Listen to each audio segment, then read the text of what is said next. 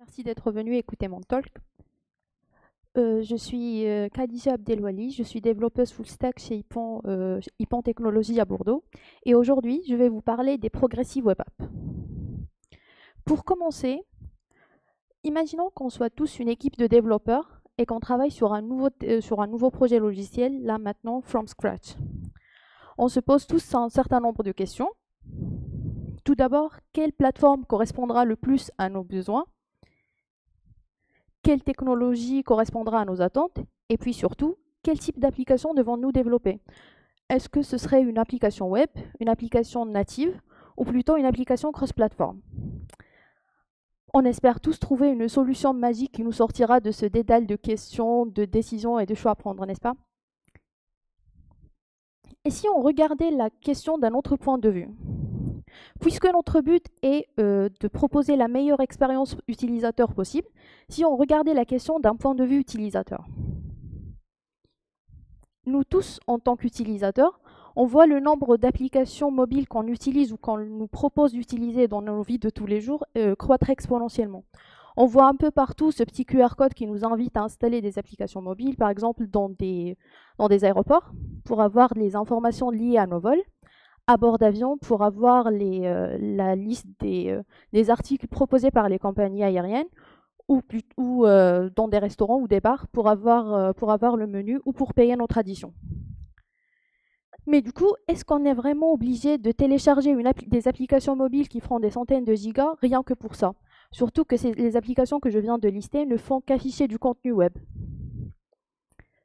On espère bien avoir une alternative qui nous proposera par exemple d'avoir des applications légères sur des applications web, tout en ayant quand même la possibilité d'accéder à notre application avec un simple clic sur notre téléphone, et surtout d'avoir une expérience offline, surtout à bord d'avion où on n'a pas accès à Internet.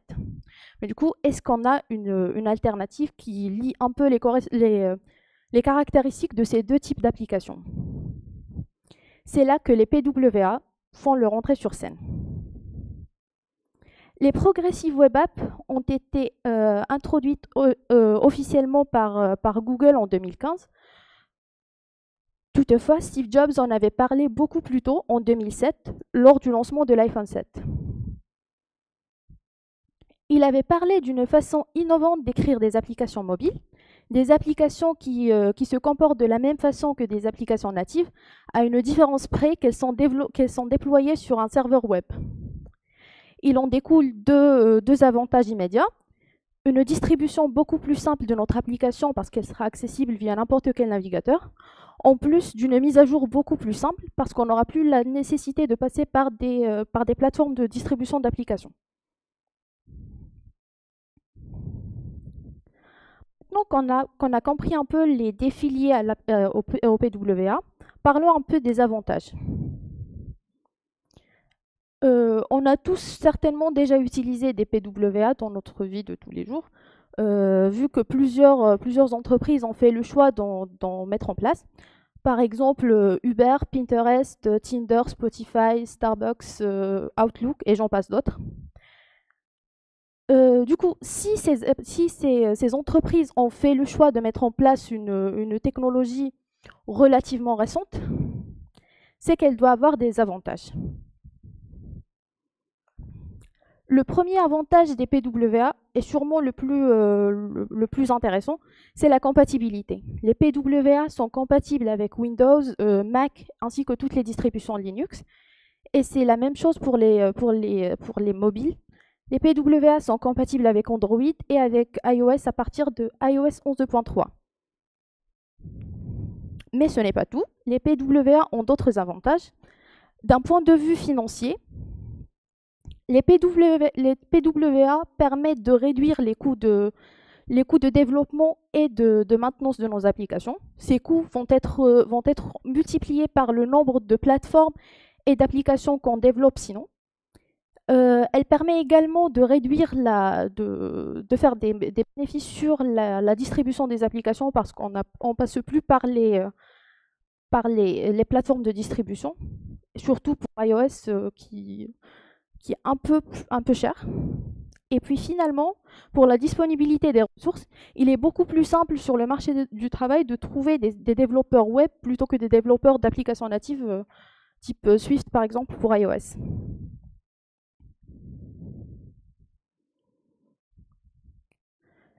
Les PWA suivent un design pattern mobile first.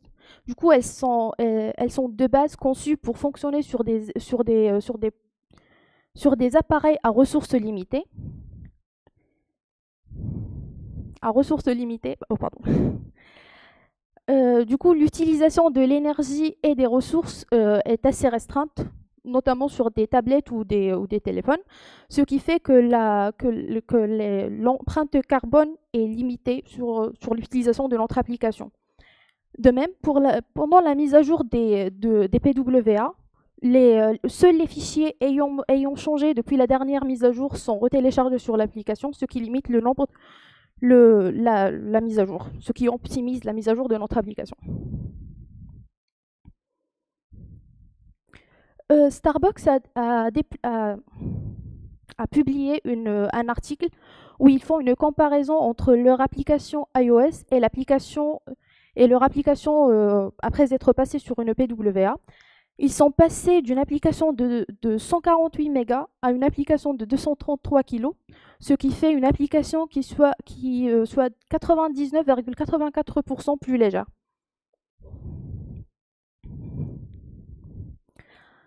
Maintenant, il est temps de voir comment est-ce qu'on peut passer d'une application web classique à une progressive web app. Commençons d'abord pour définir ce qu'on entend par une application web classique afin qu'on soit tous sur la même longueur d'onde. En gros, ce serait toute application avec un front développé en HTML, JavaScript, CSS, ou avec l'un des frameworks JS, React, Vue, Angular ou d'autres, avec un back-end qui soit déployé sur un serveur avec n'importe quelle technologie back. L'étape suivante serait rajouter un service worker. Mais qu'est-ce que c'est qu'un service worker ?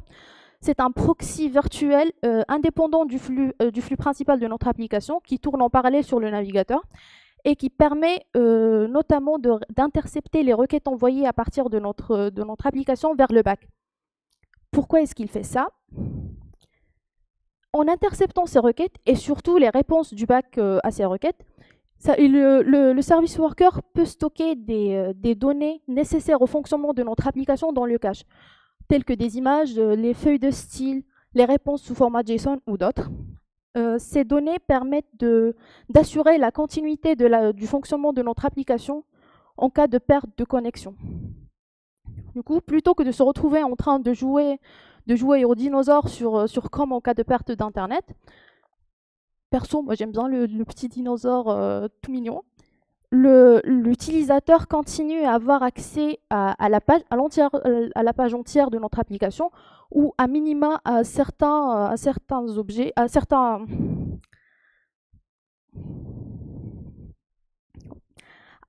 parties de l'application avec un banner qui mentionne qu'on n'est pas connecté et que du coup les données ne sont pas à jour. On assure ainsi la continuité de notre service. Du coup, là maintenant qu'on a notre application web déployée, le service worker en place, comment est-ce qu'on dit au navigateur « Hey, je suis une PWA, installe-moi ». C'est le manifeste qui s'en occupe. Le manifeste est en soi un simple fichier JSON qui liste les éléments graphiques et visuels de notre application.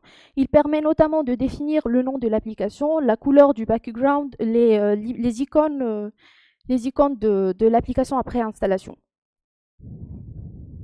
Une fois que le service worker et le manifeste sont présents, notre navigateur nous propose une pop-up qui permet d'installer l'application, la PWA sur notre appareil. Il suffit de cliquer sur le bouton installer et le tour est joué. Notre PWA est installée et peut être utilisée de la même façon qu'une application native. Nous tous, en tant que développeurs, la partie qui nous intéresse le plus, ce serait la création d'une PWA en pratique. Pour ça, on peut ou s'atteler au développement from scratch du service worker en JS il y a un article sur le blog IPAN qui définit les étapes de le faire, ou alors en partant d'une application d'un framework JS, que ce soit Vue, React ou Angular, on peut simplement installer le plugin PWA et on obtient une première version du service worker et du manifeste qu'il suffit de mettre à jour et d'adapter à notre besoin. En proposant les PWA, Google a également mis à disposition des développeurs un outil d'audit qui permet d'auditer notre application. Notre application et d'avoir un score lié au PWA et à d'autres points. Quand on lance un audit Lighthouse sur une application classique, on obtient un certain nombre de points sur plusieurs points, la performance, l'accessibilité et autres, mais le score lié au PWA est grisé.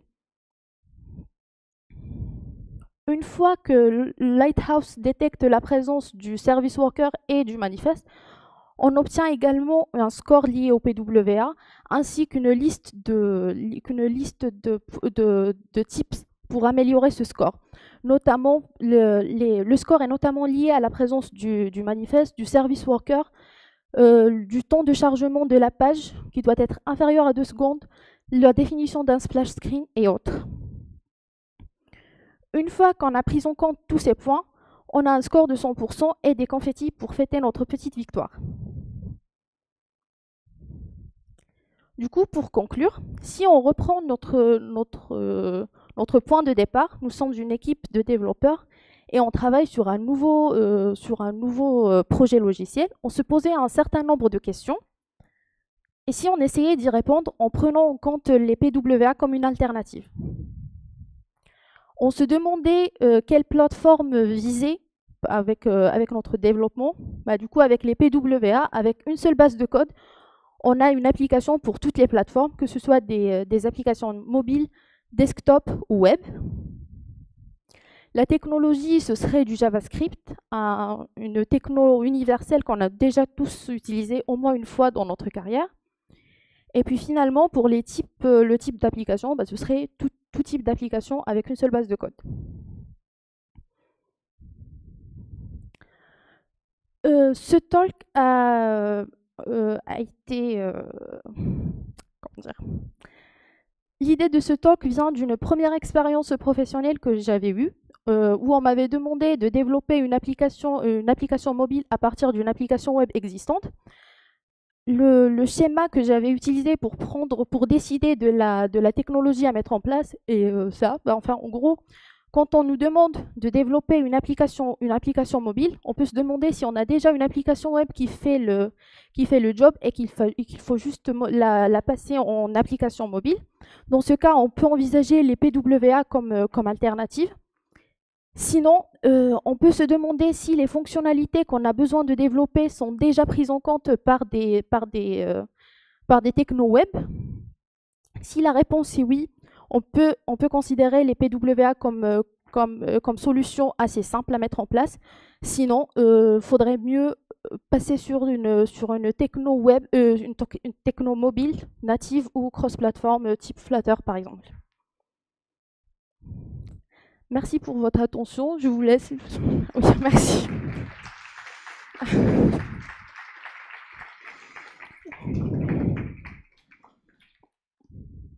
Je vous ai mis un QR code vers les slides ainsi qu'Open Feedback. Et puis, si vous avez des questions, je pense qu'on a le temps. Oui. Merci.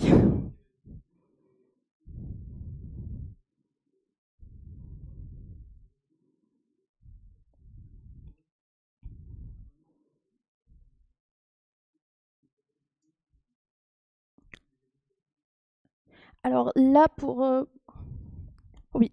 Du coup, la question c'est est-ce que le projet a été mis en prod et est-ce qu'on a eu des retours utilisateurs? En fait, non. C'était un POC que j'avais développé à l'époque. Après, je ne sais pas si ça a été mis en prod depuis ou pas. Oui.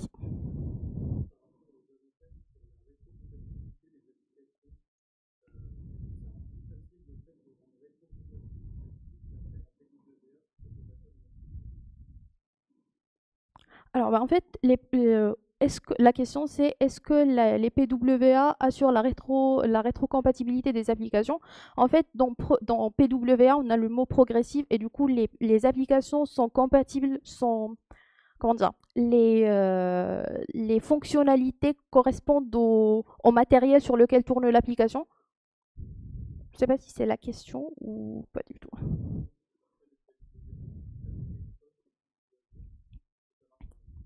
Oui, bah en fait, en gros, on peut utiliser les fonctionnalités qui sont fournies par l'appareil. Ça s'adapte vraiment à l'appareil sur lequel on utilise notre application. Par exemple, si c'est vraiment un appareil sur lequel on ne peut pas installer les PWA, par exemple, notamment pour iOS parce que les PWA n'étaient pas supportés avant la version 11.3, on peut continuer d'utiliser notre application comme une application web normale. Mais une fois qu'on passe sur un appareil qui supporte les PWA, bah on peut profiter des avantages liés aux PWA. Merci.